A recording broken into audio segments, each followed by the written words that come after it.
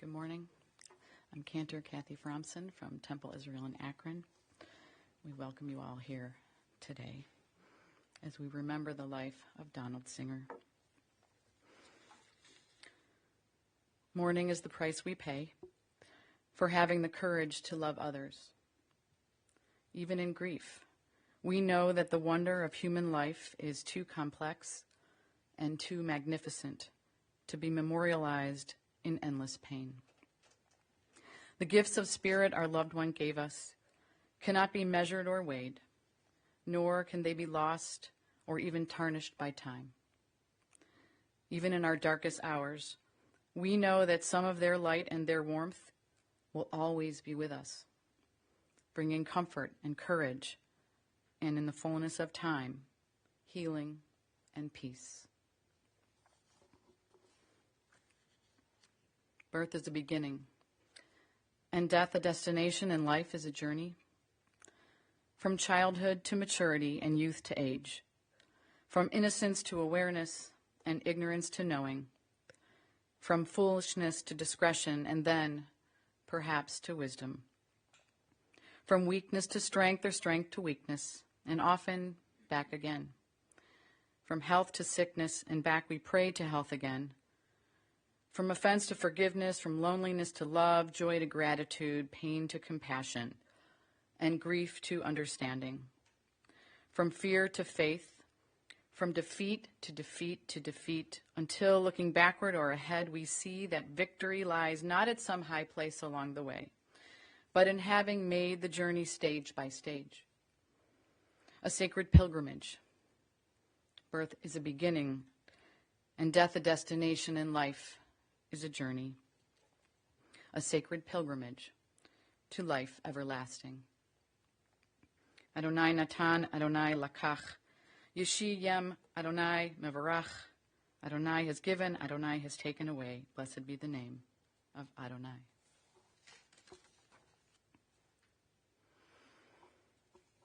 It is a fearful thing to love what death can touch. A fearful thing to love, to hope, to dream, and, oh, to lose. A thing for fools, this, and a holy thing to love.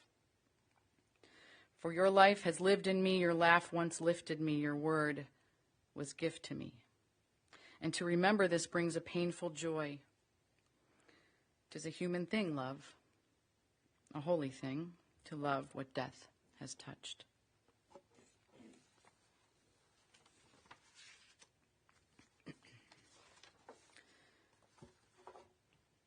When we lose somebody we love, we have to keep in mind those things that stay constant in our lives that we can always remember, will always be there for us, like the sand and the sea, the rush of the waters, the crash of the heavens, and the prayers of the heart.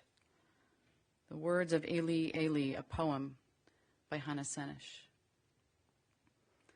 Eli, Eli, shelo yigamer le'olam, ha'chu ve'hayim, rishru shel hamayim, berak hashamayim, tfilat ha'adam, ha'chu ve'hayim, rishru shel hamayim, berak hashamayim, tfilat ha'adam.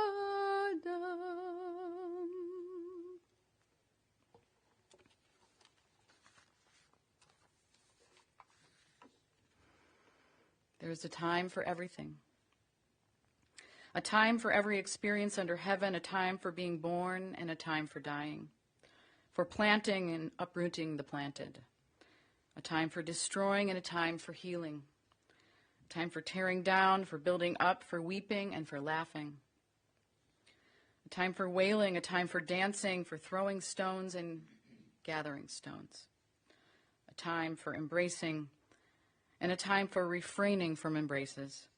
For seeking and losing, keeping and discarding, tearing and sewing. A time for silence and a time for speaking, for loving, for hating, a time for war, and a time for peace.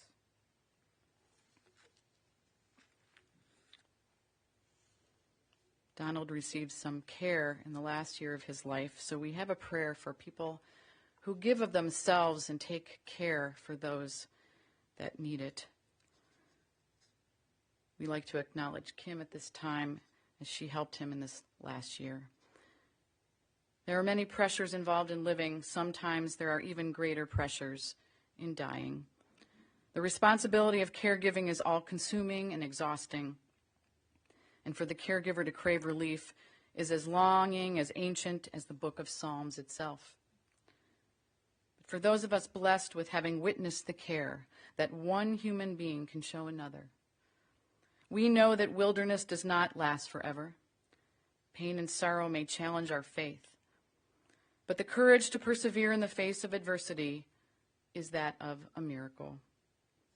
As long as there is compassion in the human heart and the will to act on a virtue both human and divine, there is reason to believe.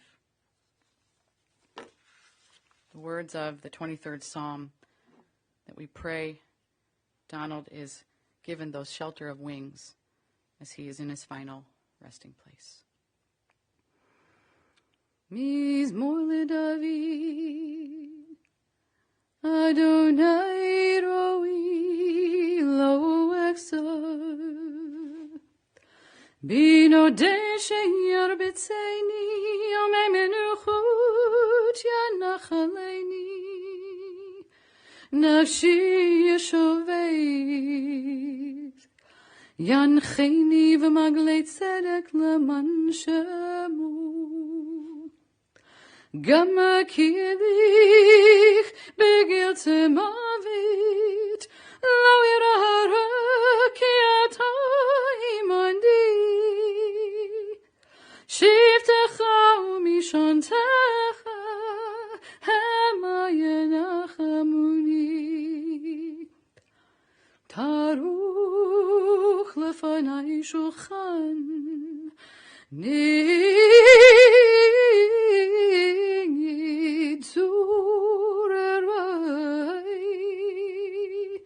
Dishanta b'Hashem enoshi kosir avaya, ach tov hachesed yirafuni, goya mechayai v'shaveti bevet Adonai leurech yamin.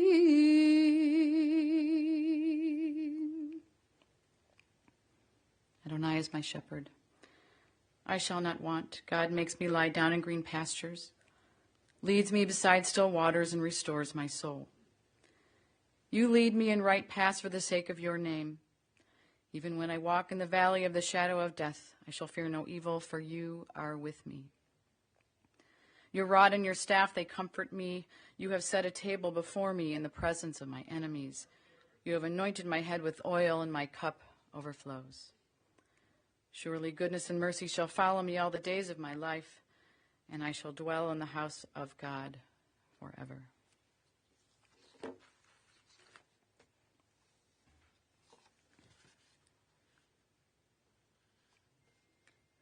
Turn my eyes to the mountains. From where will my help come? My help comes from you, God, maker of heaven and earth. God will not let your foot give way. Your guardian will not slumber. See, the guardian of Israel neither slumbers nor sleeps. Adonai is your guardian, your protection at your right hand. By day the sun will not strike you, nor by the moon by night. Adonai will guard you from all harm. Guard your life, guard your going and coming now and forever.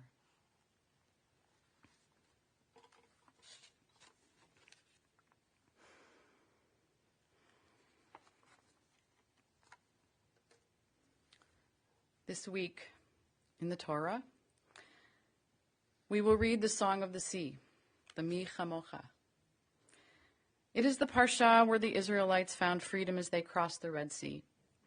And famously, it is known for Miriam's song, when the women danced with their timbrels and sang songs of peace. And we call this Shabbat, Shabbat Shirah, or the Shabbat of song. For a man with the last name Singer, a man who whistled a happy tune and sang Tex Ritter songs while he worked in the office, It is all too apropos that we are remembering him today. Donald Singer was a privileged child, not in the sense you're thinking.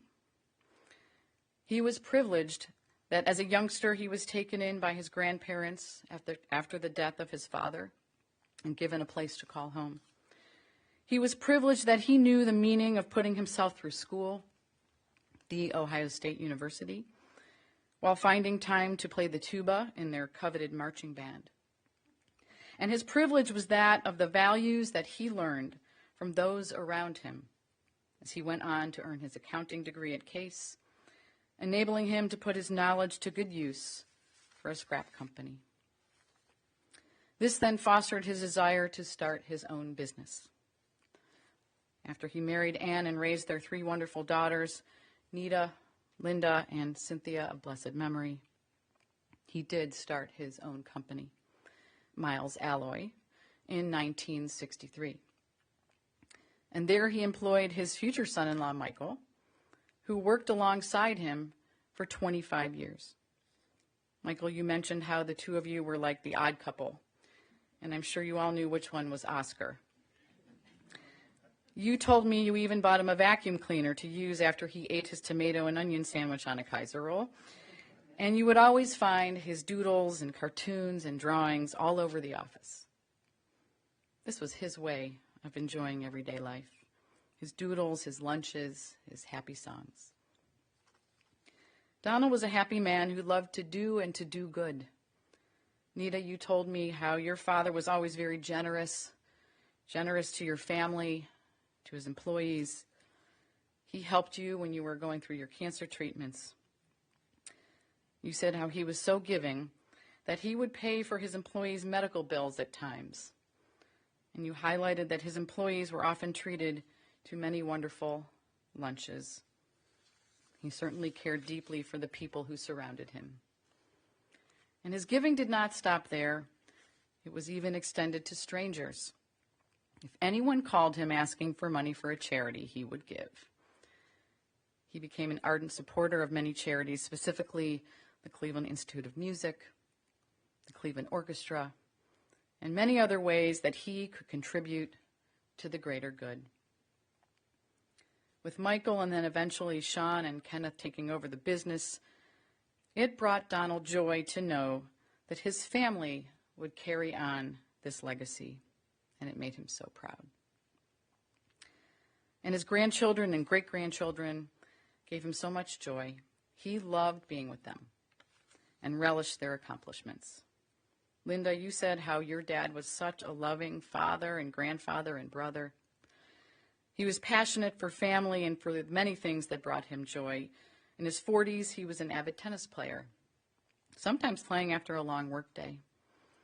And while he loved donating to charity and the arts, he was also an avid Cleveland sports fan, season ticket holder of the Indians games, and he loved the Browns as well. After retirement, he took up traveling with his life partner, Helene Love. They enjoyed throwing lavish dinner parties and collecting art, going to hear the orchestra and the opera. One of his other favorite pastimes was sitting in his house overlooking the lake, reading the New York Times, the Plain Dealer, and listening to classical music. From the Glenville neighborhood to Lakewood, from working his way through college to earning an advanced degree, and then on to his own company, Donald Singer was a man who understood the privilege of a good home, of a loving family, of hard work, and of a meaningful retirement. A life of doing good so that the good could follow him throughout his life and that of his family. In the words of the musician Joel Sussman, "Oh, the man was not a saint because no mortal man could be, but he was the kind of person we all try so hard to be. For he said, it does not matter what you earn or where you live. For a man, he was remembered by the way that he would give. And the man, he was a giver, he gave with all his heart. So I give you, my father dear, in sad memoriam, that our lives have been much richer, for it's you who we've learned from." And so to his children, Nita, Linda, Michael, Cynthia, and blessed memory. To his grandchildren, Marissa and Ed. To Neen and Garrett, Sean, Julia, Lauren, and Kenneth. And to his great-grandchildren, Edward, Henry, Annalise, Aiden, Isaac, Ethan, Eli, and Max. May the memory of Donald Singer be a blessing. And we all say, Amen.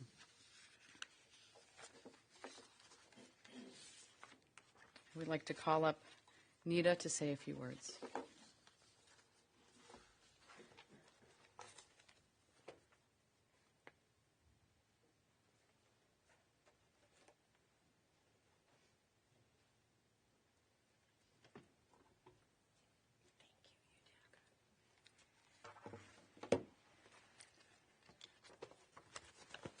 I need a minute. First of all, thank you all for coming. There we go. Oh, I'm not connected to the internet. Oh, well. Do you need me to help you? Well, I was trying to get this poem, but I'm not. I just wanted to say, I was trying to think of the biggest gift my father gave me of everything he did for me. And one of the biggest gifts he gave me was a love of the arts. When other people would say, well, how are you going to support yourself? Better to go to school and learn a trade. My father encouraged my sister and I to pursue the arts. And I got a degree in theater. Linda got a degree in dance. And we grew up in a house that was filled with music. He went to New York all the time to see the Broadway plays and encouraged us to go too. And he was a bit of an intellectual snob in that he knew good music, and if it wasn't good, he would tell you. And he was a perfectionist when it came to himself, because I thought he had artistic talent. And one time he did a watercolor, and I said, oh, Daddy, that's so nice. He said, no, it's junk, and he ripped it up. So in his later life, I wanted him to do art too, but he wouldn't do it for the same reason. He didn't want it to be junk. So anyway, he taught me a love of poetry. And when I was young, about my grandchildren's age, he had me memorize long poems. Look Up the Highwayman. I memorized that when I was in 3rd or 4th grade. No, maybe it was 6th grade. But my first role was Mrs. Santa Claus. I memorized 'Twas the Night Before Christmas. And then they tried to give it to Rhonda, because I was doing everything, you know. And Rhonda copped out at the last minute. So unprepared though I was, I said it with no mistakes. Anyway, his favorite poem, I asked him what it was years ago, and I think it's apropos. Tears, Idle Tears by Alfred Lord Tennyson. Tears, idle tears, I know not what they mean. Tears from the depth of some divine despair rise in the heart and gather to the eyes in looking at the happy autumn fields and thinking of the days that are no more. Fresh as the first beam glittering on a sail that brings our friends up from the underworld. Sad as the last which reddens over one, that sinks with all we love below the verge. So sad, so fresh, the days that are no more. Ah, sad and strange as in dark summer dawns, the earliest pipe of half-awakened birds to dying ears, when unto dying eyes the casement slowly grows a glimmering square. So sad, so strange, the days that are no more.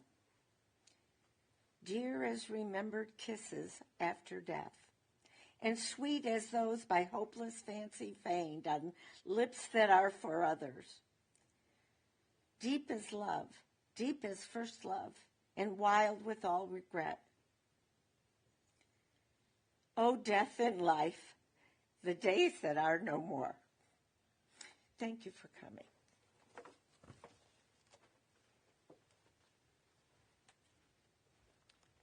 I now ask Marissa and Janine to come up and say a few words.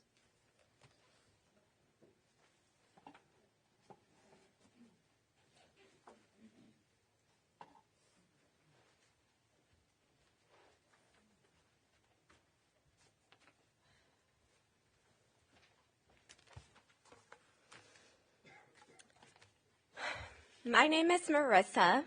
I am Donald's first grandchild and Nita Torch's first daughter. Donald Singer was my Poppy. He signed his cards as Poppy, and he always drew a cartoon caricature of his face by his name. My earliest memory of Donald was his loud, bellowing voice and his warm embrace, followed by a wet kiss on my cheek. I had a special relationship with Poppy, although I think everyone did that knew him. I spent time working at Miles Alloys in high school in exchange for a Honda Civic. While working at Poppy's scrapyard, I learned how to answer the phone professionally, greet people that came to the door. I assisted my Grandma Ann with bookkeeping. Also, Poppy frequently would throw an envelope full of cash at me, and he told me to count the cash and check it at least twice. I also spent time learning about the scrap metal industry. Poppy told me I could take over Miles Alloys one day. I am sure he could see the horror on my 17-year-old teenage girl's face as I imagined myself living in Cleveland and running a scrap business on Miles Alloys. No offense to my cousins. I told him that I appreciated the offer, but I had other ideas for my career and future. Donald Singer, my Poppy, was one of the most influential men I have ever known. He grew up the son of immigrants, and his childhood was during the time before welfare. He grew up in poverty. However, by the time I was born, he had overcome many obstacles, and Poppy was a very successful, happy, and charismatic person. Poppy taught me many things, and this is a direct quote, the first one. Never depend on a man. Get your own education and keep working. You never know what may happen. He taught me courage by simply existing as a scrap dealer at Miles Alloys in Cleveland. And I learned the most effective security system on Miles Avenue is to put some Rottweilers outside the door. He taught me that people make mistakes, but still can move on and enjoy life. He taught me to appreciate the arts, music, and travel by his example. He taught me to vote in favor of liberal politics, as there were many people that find themselves in poverty. There are many immigrants who want to find a better life for their children. He taught me the value of open, honest, and direct communication. He was always very frank with me and would tell me like it is. His bluntness was refreshing. My father, Glenn Torch, passed away 10 years and our father, Glenn Torch, passed away 10 years and 3 days ago on January 29th, 2013. Our Poppy Don outlived my father by 10 years and 1 day. My grandfather, Donald, he lost his father at a young age, and he knew that my son, Edward, who was 2 years old at the time, may not remember Grandpa Glenn. He really made a point to be available for my family as we grieved the loss of my dad. My son Henry was born in March of 2014, and we visited Great-Grandpa Don often. I am very grateful for all the years I got to have a grandfather, and my children, Edward and Henry, and Janine's daughter, Annalise, and my cousins and his other grandchildren. They all got to know their great-grandfather. And I'm grateful that my husband, Ed, was also able to know and love my grandfather. Ed and Donald had a mutual admiration and respect for each other. Ed has many qualities that my Poppy Don had. They are both self-made men who overcame adversity to find success. The last time we saw Poppy Don, even though he was very ill, I have never seen him so happy to visit with my family.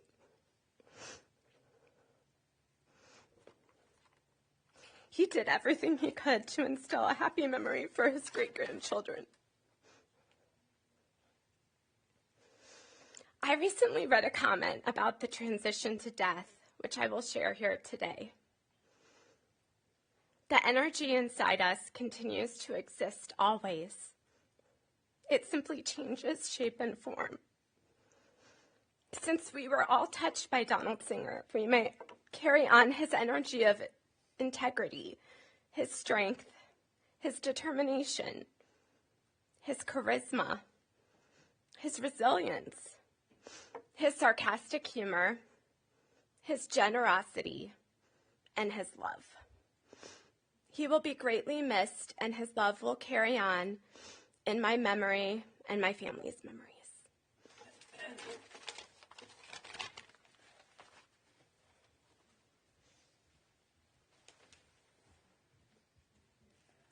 Sean and Lauren.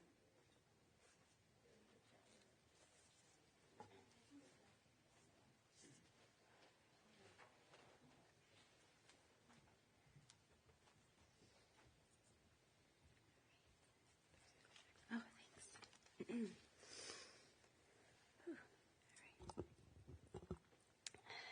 When I sat down to write this speech, I was overcome with all the wonderful memories I have of Poppy and the impact he had on my life. Poppy was known for his fun-loving and charismatic personality. His kind nature and generous spirit earned him the love and respect of all those around him. My earliest memories of Poppy were when I would come to visit him and my dad at their office. Poppy's office, similar to his condo, was covered with pictures all over the wall, art, posters, and of course pictures of his family and grandkids. He was always a jokester and would give me little tasks to do around the office that I wasn't supposed to tell my parents, and I'll still keep a secret. One of the things I will always cherish about Poppy was his unwavering support. He never missed any of my recitals and was always there to celebrate my achievements. Whether it was attending school events, piano recitals, dance recitals, he was always present in my life. He even took the time to visit me in London when I was studying abroad, showing me just how much he cared and loved about me. His love extended to his great-grandchildren, who brought him so much joy. My boys loved to visit their great-grandpa Donald. It was always an adventure to go see him at his condo. They got to play on his piano. He would do little doodles for them and have nice long talks. Poppy really would light up when he would see my kids, and I'm so grateful for the time that he got to spend with them. As many of you know, Poppy loved art and he loved the orchestra. He even took the two of us for dinner dates, followed by the orchestra, and he exposed me to such a world of culture and beauty, and his passion for it was always contagious. Poppy's larger-than-life personality left a lasting impression on everyone he met. He really was a true gem, and he will be deeply missed. I am very grateful for the memories I have of him and the love that he showed me, and he will always hold a special place in my heart. Thank you.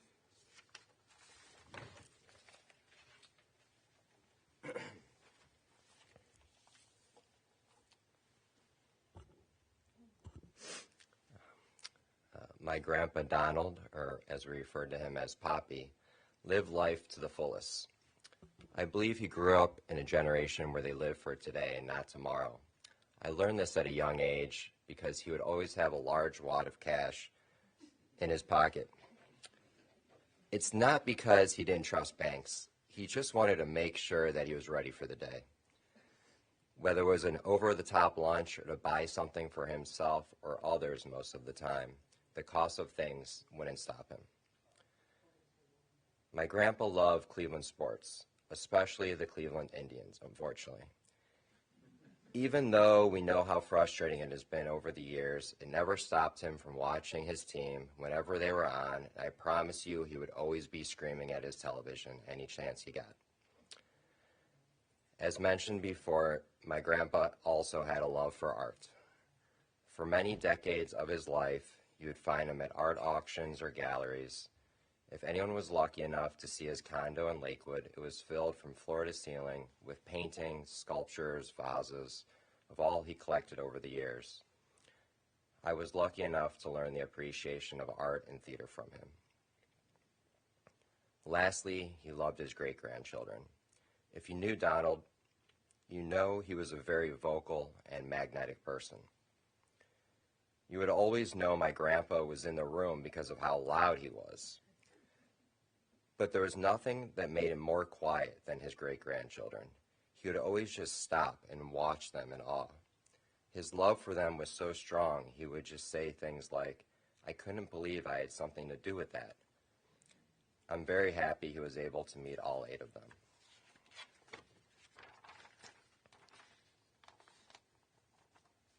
I learned many life lessons from him, like always take care of people. For example, people in the service industry. This doesn't mean just to over-tip the servers or valets after they provide you with their service. It means to take care of them from the moment they introduce themselves to you. And more importantly, if you go to a restaurant like Joe's Stone Crab in Miami, and it's a 2-hour wait, you slip the maitre d' a 20 and he'll get you a table right away.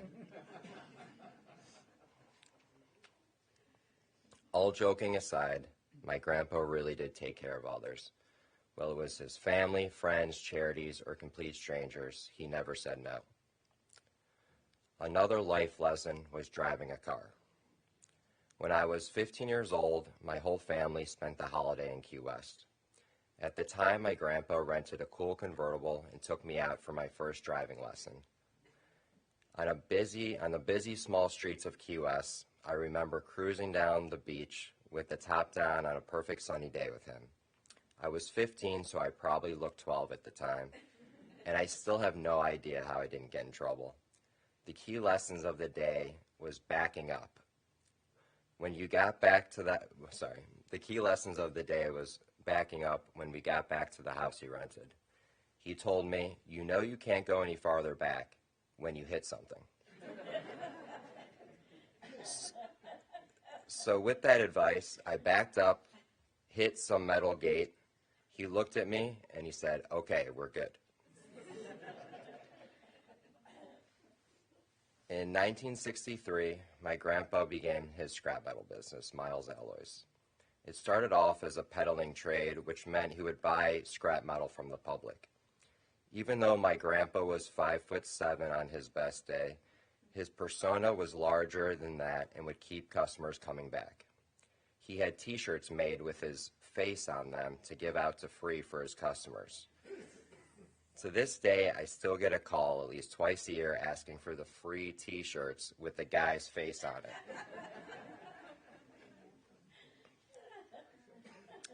When my dad was 17, he wanted to take my mom to prom, but he couldn't afford to. He asked my grandpa to give him a job around the scrapyard so he can make some money, and that's exactly what my grandpa did.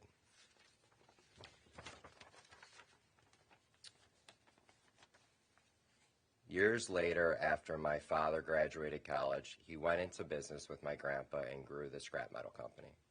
My father saw an opportunity to branch off and start a garbage company, but he couldn't do that without my grandfather's help. The two of them together took out a large loan and bought them around 12 trucks, which led them to owning the largest privately owned garbage company in Northeast Ohio in the late 90s before Republic Services acquiring it. After college, when I started to work with my father, even though my grandpa retired just before that, for the next 20 years, every time he saw me, he asked how business was doing and wanted to know the current prices of all the different materials we buy. I was always happy, he asked, because I always loved talking about the business with him. My father would always joke and say, "Don't tell Grandpa business is good," because he'll just go out and buy a new piece of art or literally put some stranger through college. You never know. Grandpa, you were loved by everyone you came in contact with. You will be dearly missed. I love you.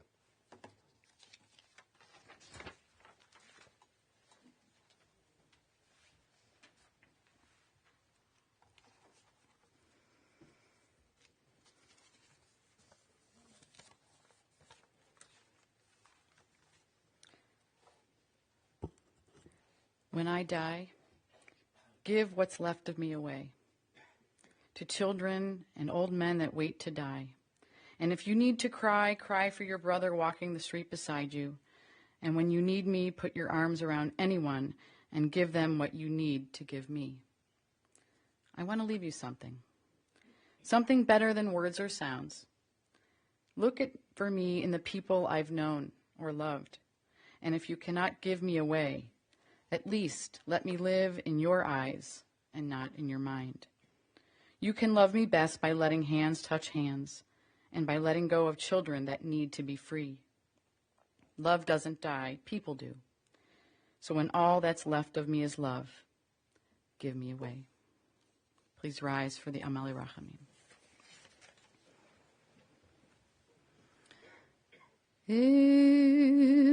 Amali Rachamim, Shochen Bamaromim,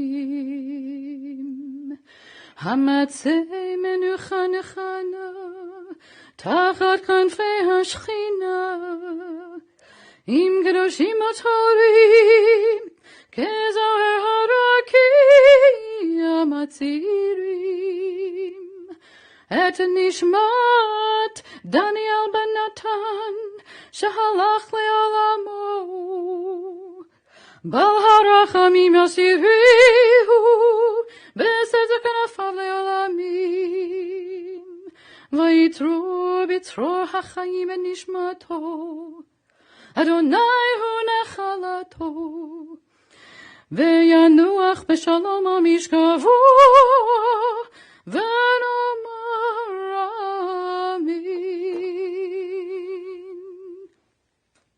Fully compassionate God on high, to our loved one Donald Singer, who has entered eternity, grant him clear and certain rest with you in the lofty heights of the sacred and pure, whose brightness shines like the very glow of heaven. Source of mercy, and forever enfold him in the embrace of your wings. Secure his soul in eternity. Adonai, he is yours, and may he rest in peace. And we all say, Amen. This concludes our service. Please be seated for the further announcements.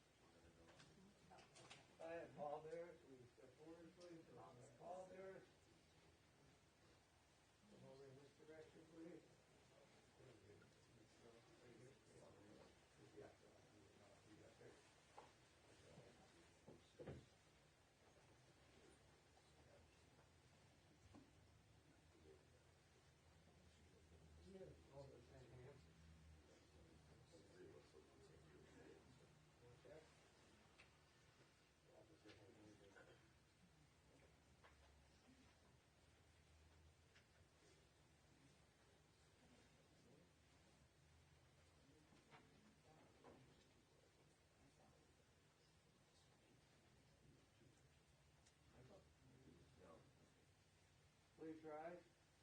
All bearers, you'll go with the gentleman in the rear, please.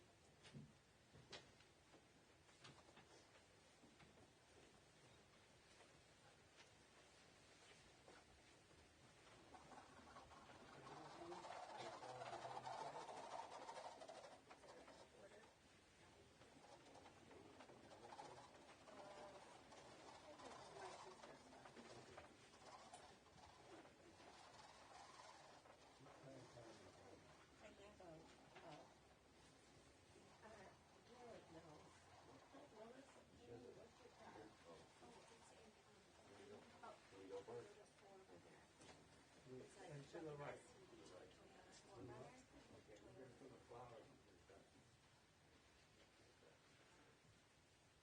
The interment will be at the Mount Olive Cemetery. We ask that those who are going to that service, please return directly to your cars, put on your headlights and your hazard flashes. Thank you for